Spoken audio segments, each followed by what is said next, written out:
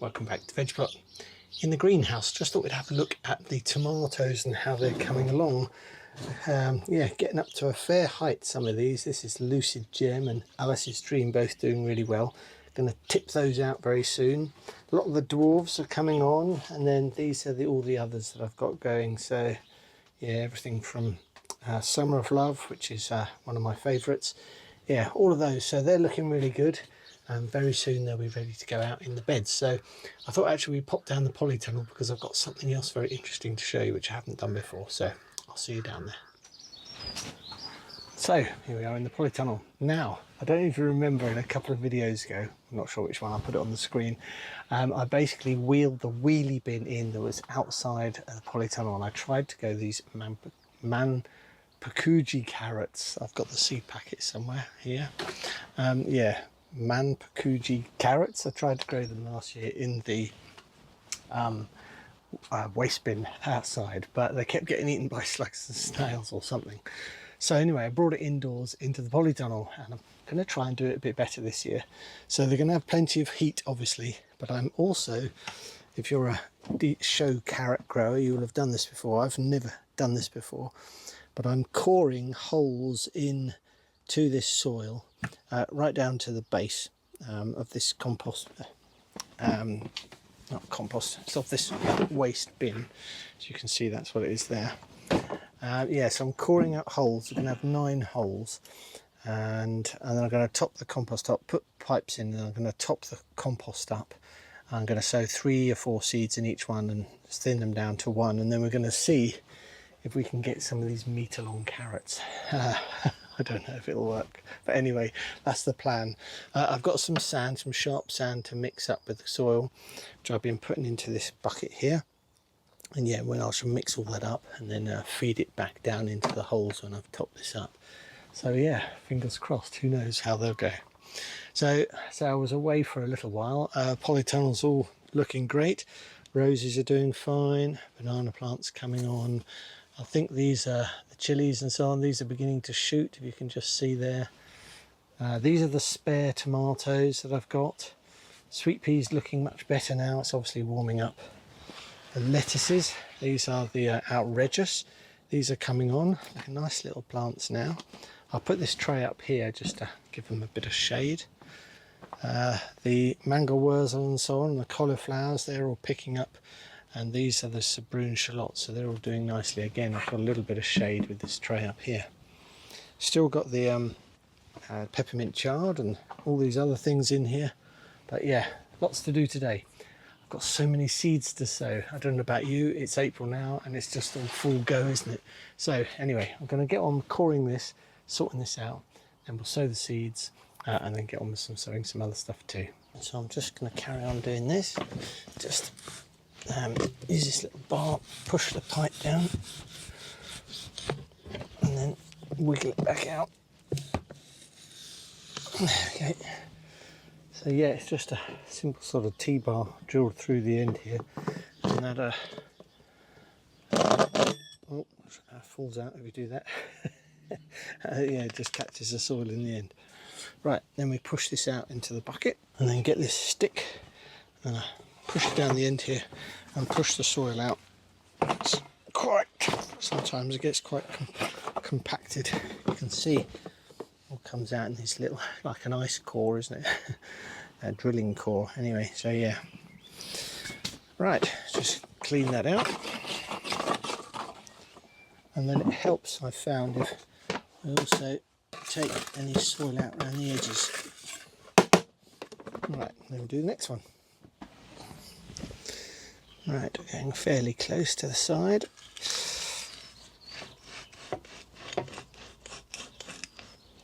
I found the trick is not to try and get too much out at one go and just do it in little sections.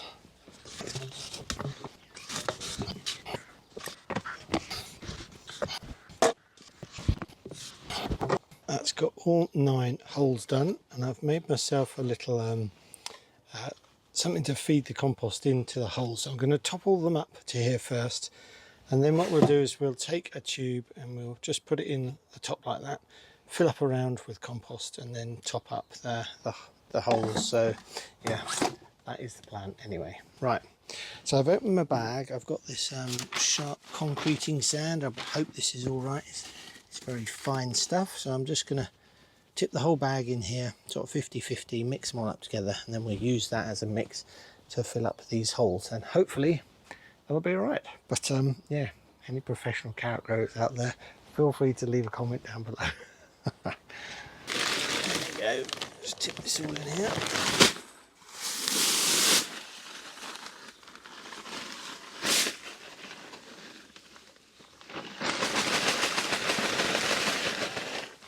And then give it a good mix in. Trowel somewhere. Might use your hands.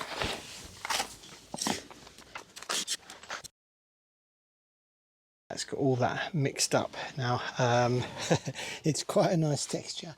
It's got this sort of lovely gravelly, sort of soily texture to it, obviously. But I also mixed in an old tub of compost that I had butternut squash growing in last year in here. So yeah, this is all quite nice. So I've got a tub there and a tub here. So all I want to do now is get a little, I'll do this one-handed, get a little pot, and then I'm going to use this sort of funnel I've made out of an old squash bottle. Just cut the end off. And then I'm just going to tip things in. Now I believe I've seen people tamp it down, but I've seen others who don't, so I'm not going to. I'm just going to fill up the holes with this mix. As you can see, it's just, I don't know if it picks up, but it's about halfway up now.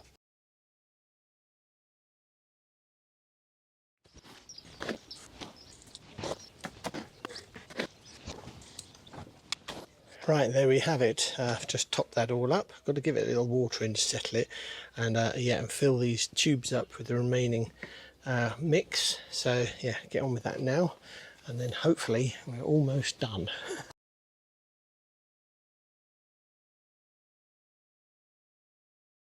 That's all those in and topped up. Now I just need to try and wiggle them out, leaving the mix in the middle. Just like that. So that's empty now, which is great. So I'll do that for all of the others. And then what I saw this chap do on the internet was he put a collar. Then basically what happens is when the carrot sometimes grows up through the soil, you get like the carrot showing above the top. And if you don't want that to go green, you basically have a collar around from the start, and then you can add compost into that collar. Now, eagle-eyed amongst you may notice that it's slightly different in here. I had a little move around and a tidy up, and that took me to on tea time, and then I've come back the next day, but it's raining, so apologise if you can hear all the noise on the polytunnel, but it's actually raining. We've actually got water, real water, not out of a tap. Anyway, talking about water, what I want to do now is I want to water this all in, and then I want to sow these seeds. So just going to give it a water, and I'll let that settle in, and then I want to sow these carrot seeds. Now, as I said, these are these Manpukuji carrots. They can grow up to 1.5 meters long in the right conditions, and according to the seed packet, they're about 400 years old, developed in the Edo period in Japan. And they were nearly lost, but some heirloom seed people got them going again somehow or other, I'm not quite sure. But yeah, basically they can grow up to 1.5 meters in length. So I have, as I said, got this bin, and I think the bin's about 1 meter. So I don't think we'll be in for any record holding with carrots, but I am hoping that this year we get some decent ones. Yeah, and the idea is to grow 1 carrot per sort of tube, as it were. So I'm going to sow 3 seeds in each one, and then yeah, we'll just have out the little ones, the ones that aren't doing so well, keep the best one, and see if we can get 9 really good long carrots. So let me know if you've tried these before. I'm quite excited because we're indoors this year, and hopefully they won't all get munched. These are the seeds, and as I opened them last year, I've still got plenty left. There's about 100 in the packet, so, and they still apparently are viable. So if we have a quick look at them, they're quite a decent sized carrot seed. So what we should do is we only want about 3 per hole, so probably don't need that many. But yeah, I'll try these and see what happens. So I've got a dibber somewhere, just a little dibber. I'm just going to make 3 little fairly shallow holes, sort of where the circle, you know, where the mix is that I put in the tube where I cored it out. And then I'm just going to take 1 seed and pop 1 in each hole. Biggest seeds, and then just going to fill them in just very gently with some fairly loose compost on top. And I'm not going to water it again because there's plenty of moisture in there since I've just watered it. And then hopefully, yeah, in about, I don't know, what does it say on the packet? It says 10 to 20 days for germination. So yeah, hopefully in a couple of weeks we should have some carrot sprouts. So that's all of those. I did give them a splash of water in the end, but that's it now. Just going to leave them. And yeah, let's get on with sowing some other seeds. If you haven't picked up one of my record books, that's what this is. And this makes it really easy for me to see what exactly, what seeds I have, when they need to be sown by, when they expire by, what months I can sow them in. And then also this column here means that I've ticked them, means I've already sowed them. So I've got quite a few to do yet. I've got aubergines inside, or 1 or 2 aubergines inside. I want to get some beans in, yeah, all sorts of things. So a really handy little guide, and makes this really easy for me to use. Just so when you get your seed box, I don't know how you organise your seed box, but I tend to do mine in sort of an alphabetical sort of order as opposed to by seasons and by months, because things can be sown in different months, etc. So I combine this sort of alphabetical way of doing things. I know everyone does it different, and that's all great.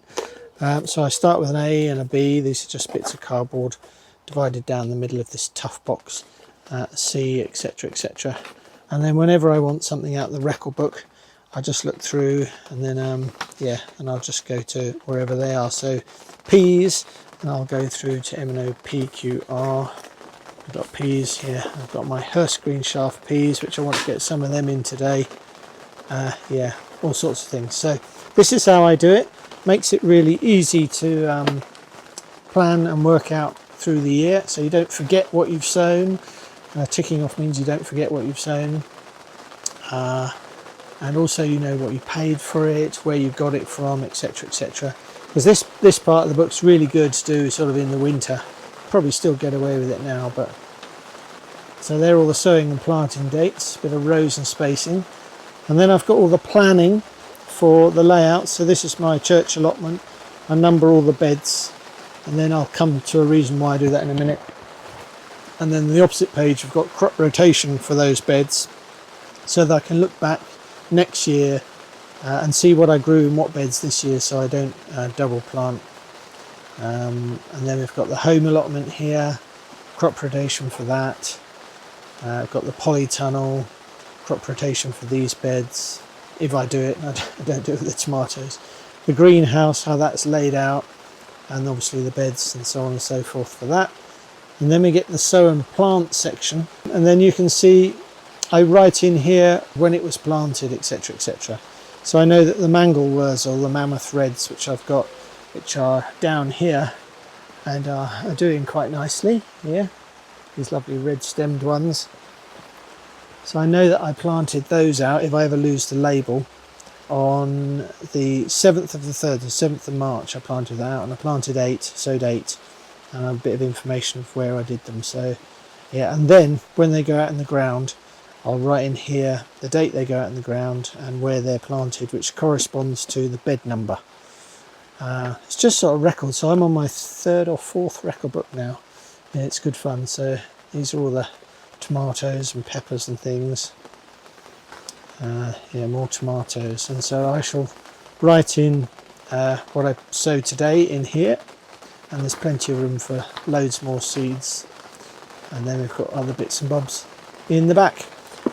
if you have bought one of these and you would like me to do a deep dive into how they work, then let me know, and I'll do a separate video just for people on that. It's good. Oh, and if ever you wonder what this little white box is for, that's for writing the year in.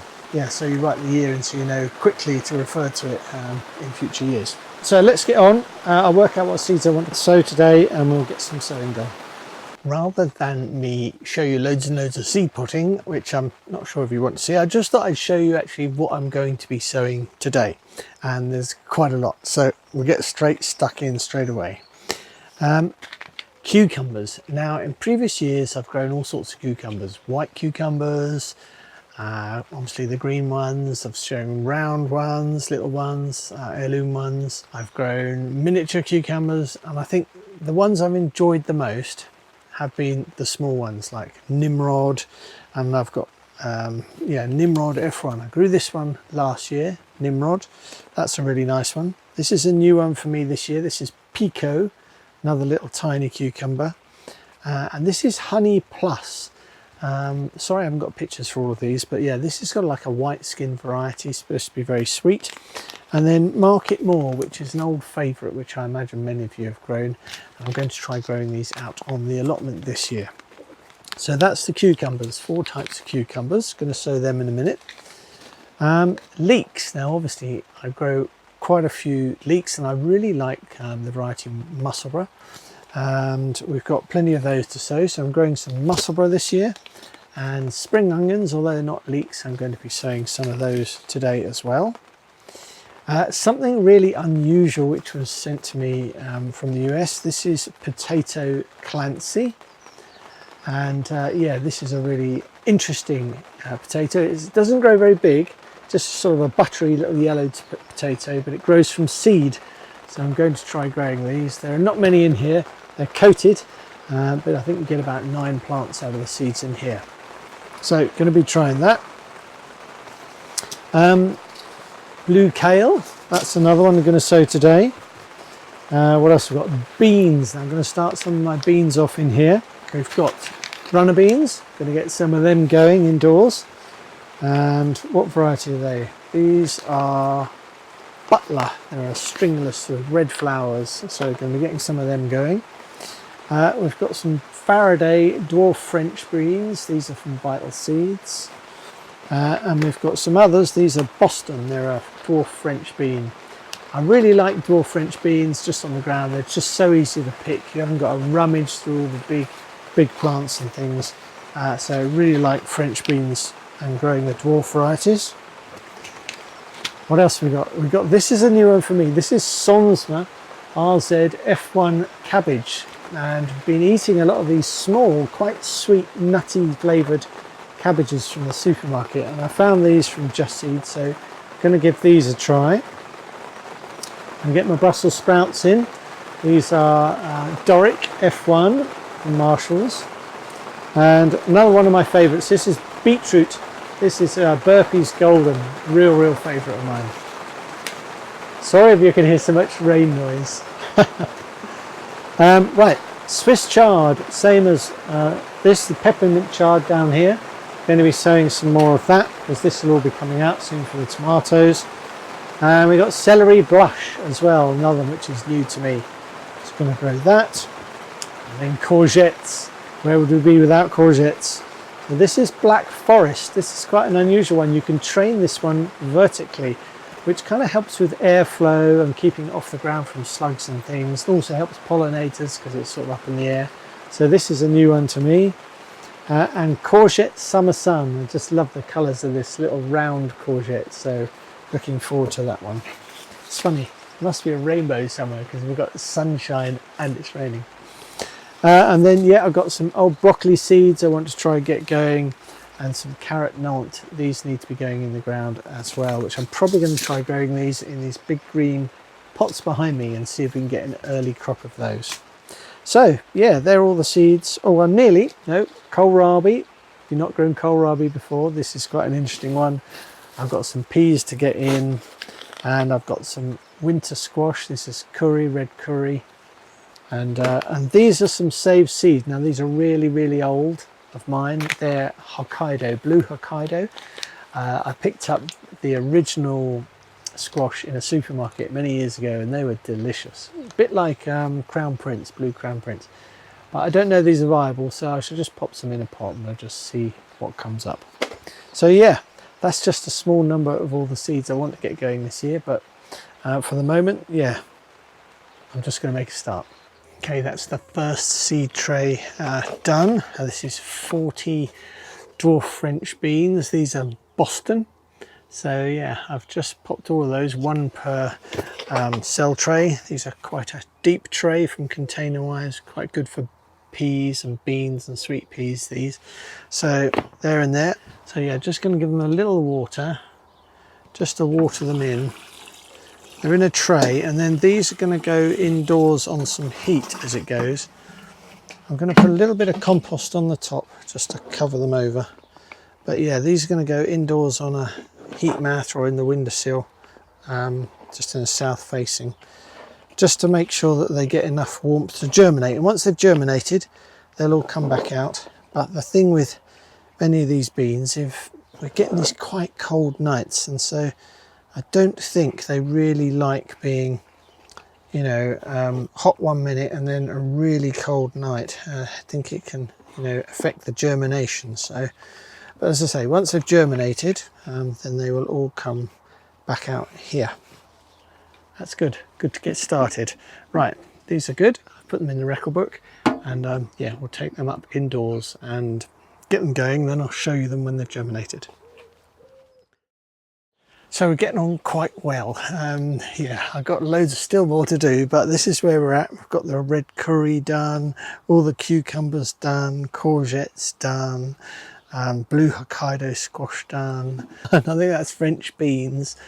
And then down here we've got, yeah, the kale and Kohl Rabi. They're done, and we've got some, yeah, burpees golden and peppermint chard done. So doing quite well, but I still want to get these trays filled up for the Super 7s. So I'm going to crack on with those and get those done now. And then hopefully in a few weeks we should have some lovely seeds all springing up. Well, in maybe a week or so, hopefully. Anyway, I hope you're having a great week and lots of seed sowing wherever you are. Let me know in the comments what you're up to. I'd love to know. And I'll see you in the next one. Bye for now.